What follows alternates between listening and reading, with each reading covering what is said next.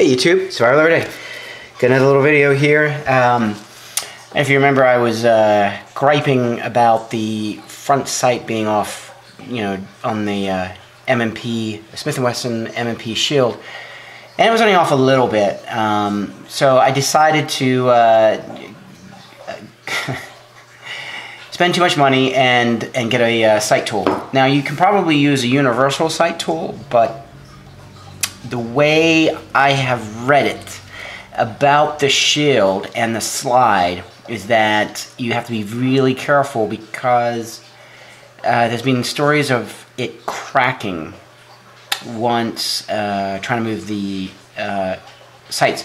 So I ended up buying from Maryland Gun Works, and it's a kind of a nice, it's a solid piece of aluminum and steel, I think, and that looks like some sort of like pot metal or something. But anyway, it looks pretty solid.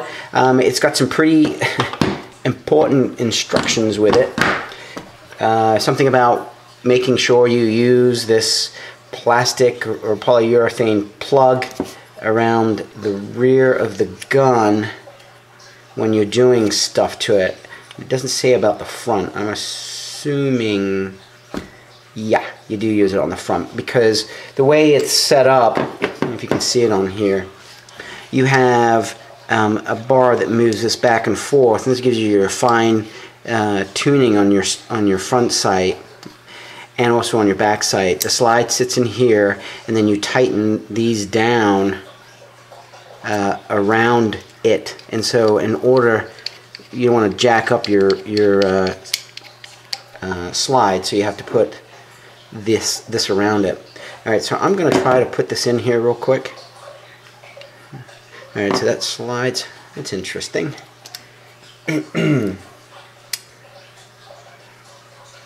If you are going to...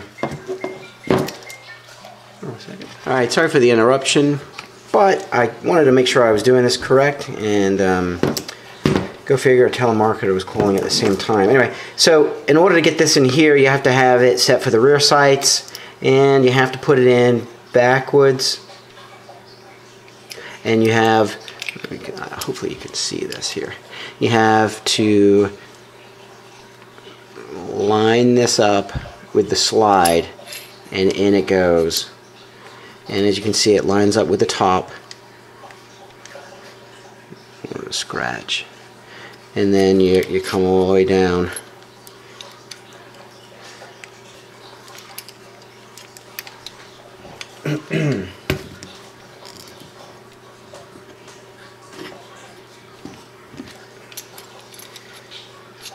There you go. Alright, and so once you get it in there, alright, you want to leave enough room so that now you can slide, and this tightens it up, by the way, at the bottom. Okay, and now you want to slide the top portion over.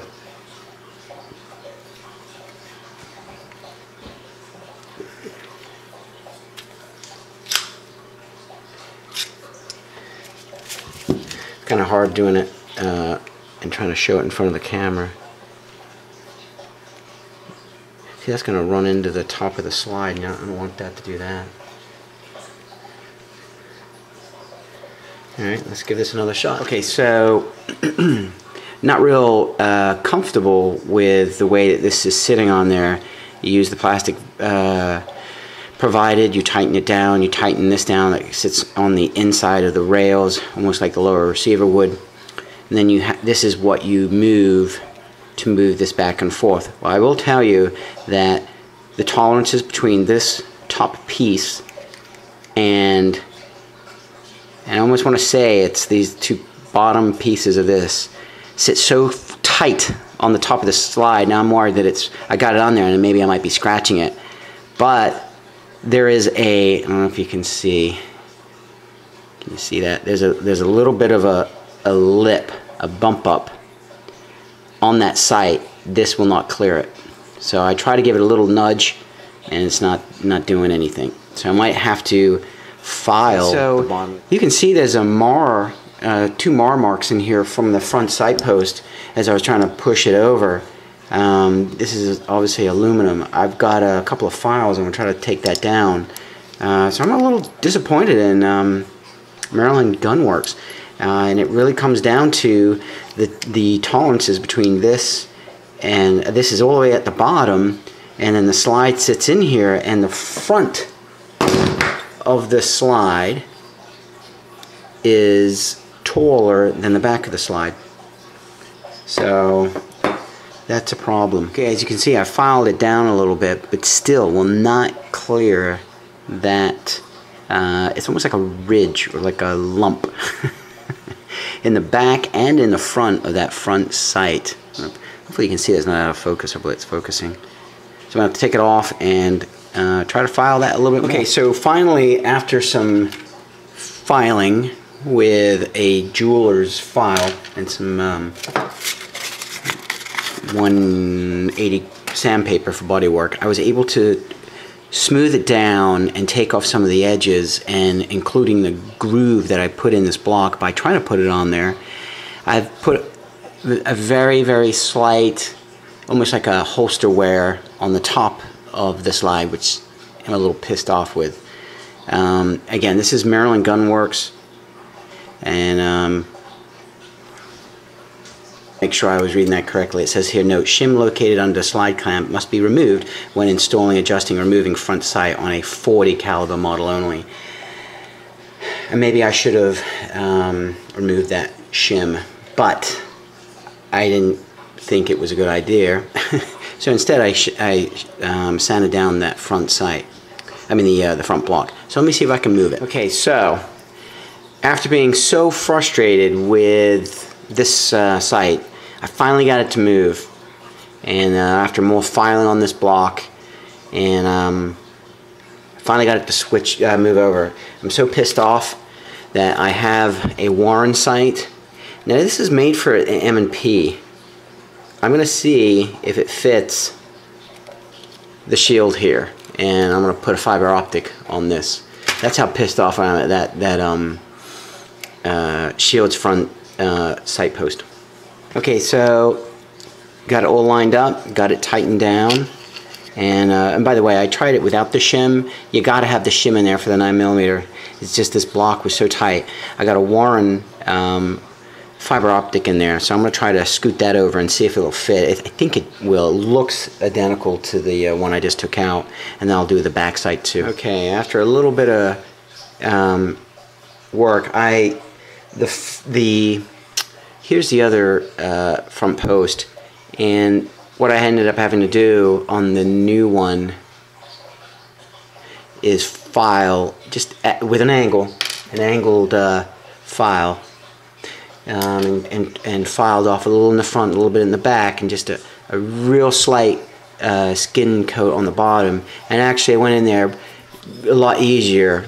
I was having a hard time. I just couldn't quite get it over. Now you can see where the sight tool sat on there. It kind of scratched even the sight. The slide isn't too bad, but I'm going to say if you're going to do this with a shield, I have an M&P that I'm going to do the same thing from. That's actually what I just stole this from. I haven't done the back one yet. I'm going to see if it'll fit. This should be a little easier than that one, than the front one. So if you do have a shield and you want to take this on, just know it's taken me a long time, and it's been a big giant pain in the ass. So let me do the back one. Put the fiber optic in here, and let's see if we can get one in. You can see that.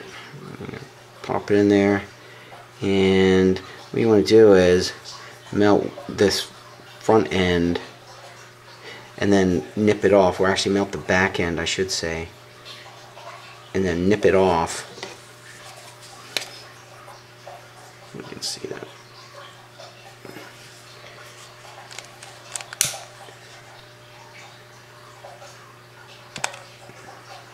Yeah, that's pretty cool. Alright, now I'm going to get some scissors. I'm going to just nip this off. I hope it won't go flying somewhere.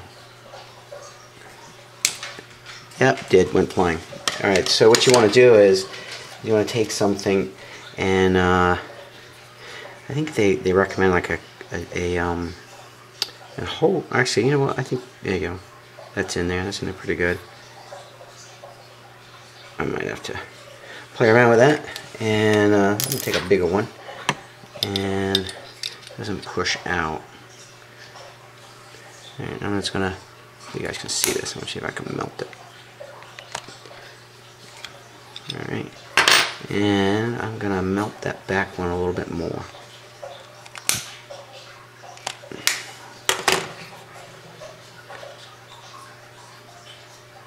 Alright, so that's pretty cool. I don't know if you can see that. You see that? I do not have an Allen wrench that size. I've got lots of Allen wrenches, lots of small ones, but no one to fit that, so I got to go get one. And then I can replace this rear sight with a what do I do with it? There it is, with a blacked out sight.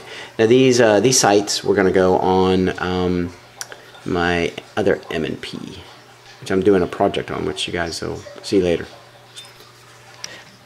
Alright, so came out to my workshop here, and I loosened up this screw on here in order to remove this rear sight, and I don't know if you can see it. The bluing came off. I don't know if you can see it or not. The bluing, yeah, maybe that. The bluing came off. The camera's probably not doing it good justice. It looks like it's a shine, but the bluing came off the sight because of probably because of the filing that I did on here probably made it a little bit of a rough surface. But I'm almost tempted to say that I did not file on the inside. I feel like it was maybe poor tooling on the inside. I don't know if you can see it, but looks like there's a bit of a sway on this side where I was pushing on it. So I don't know. Maryland Gunworks. I'm gonna try to do the rear sight. I almost want to send this back to him and be like, look, do something, because you know, I don't know. Anyway, well, let me go ahead and try and do the rear sight real quick. All right, so I got it all lined up in there, if you can see it. All right, and then you twist this. I don't know which way to. I'm gonna go to this side now. As you can see, which makes no sense to me, that if you can see, it's not hitting the surface of the slide, which really ticks me off, because the front it was so tight. I mean, it was dragging on the slide. Okay, so it is moving it, but it is really very hard. These sights, no kidding, are really in there. It's almost worth it for what you pay for this to take it to a gunsmith and have them do it. Let me finish it up. Slow, but surely, and I tell you, man, your hands and forearms get a really good workout doing this. So I'm putting the new one on. Don't forget you have underneath here is the spring for the sear, and I started it with hand pressure to get it on, and there you go, get it straight, and then I'm going to go ahead and put this on. I've used plenty of lube. The rear sight, much easier than the front sight. So you Shield owners out there, if you're going to do this, and I don't mean to keep reiterating this, but pain in the ass. And maybe the guy in the factory couldn't get it over any further. That's why it was off. I don't know. All right, I got it on, and I got to say, it was like night and day. Putting on the aftermarket with this was like going on like butter. It was really easily put on, and it made for the actual adjustment of it, so I could really make small adjustments and get it perfectly centered. So as far as this goes, I think that I think that they have a little bit of work to do for the front sight. I'm actually going to call him, I'm going to write him a letter, and I'm going to explain it to him. And I left a review on Midway explaining everything, because this is where I got it from, about this sight. I even said in the review, they can call me. I'll go to their shop and show them the issue that I had, and show them how they could probably improve it. Because really, if you're gonna try to do this yourself, you really need to get either a universal one, or maybe something like this. It does make the job supposedly easier, but I think that the Shield front sight, or both sights really, are just so tight on there. All right, so that's the sight picture. Let me put on white. Oh, there you go. So these are like target sights, and you're probably like, well, why would you put that on a small carry pistol? Because I want some uniformity. I'm gonna put these same sights on the M&P 9. So, and I'll do a video on that too. But anyway, look, so thanks for watching YouTube, and I hope that this has helped somebody else, whether it's make the decision to purchase this or not purchase it, or whether take this to a gunsmith or not.